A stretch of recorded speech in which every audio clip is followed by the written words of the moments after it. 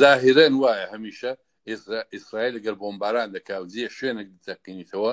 بەو بەهانەیە کە حماسی لێیە یا ئەوە حماسی حمایەت دەکەن وەلی خەڵکی توانە وردە تێگەیشتن کە بڕاستی مەسەلە ئەوە نییە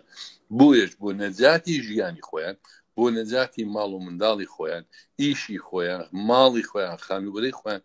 مەجبورن واقعیەتەکە کەمکە قبولکەن کە بوونی حماس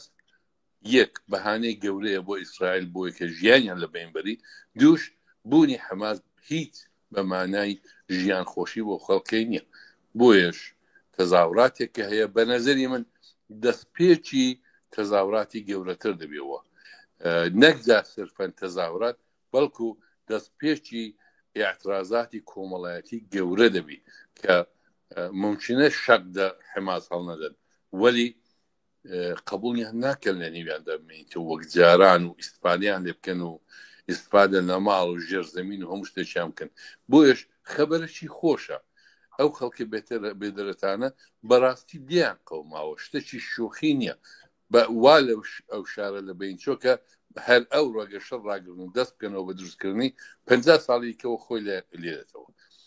خەڵک لەوەی ماندوون خەڵک لەوەی وەڕەزن خەڵک بەڕاستی نەفرەتیان هەیە لە ئەو وازەی کە بەسەریاندا تحمیل کراوە لەو لای دەوڵەتی ئیسرائیل لەو لایەش حماس هەم بەڕاستی حماسیش لەوێ کەمی نەکردو وەلی هیچ خەبەرگوزاری و قسە و ئەو درشتانە نییە کە بڕوا خەبەر لێبێنی بڵێ حماس چ جنایەتیاکی کردووە لەنا ئەوە هەموو کەس دەزانی کە حماس جنایەتێکی جنایەتکاری بە فکری فەقەت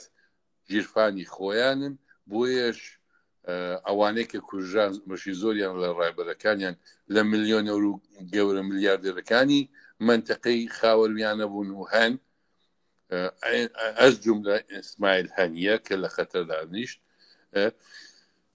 بۆیش خەڵک دەبینن کە ئەوانە بەڕاستی بەکاریان نایەن ئەگەر تا دوێنێ لە دینی ئیسلام و سڵبان بوون و فەلەستین بوون و ئەوانەی استفادیان دەکرد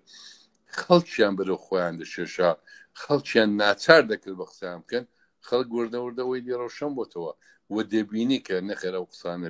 بێمانان و بەدبەختی و ژیان کۆڵەواری فقط زۆرتر بۆ خەڵکیە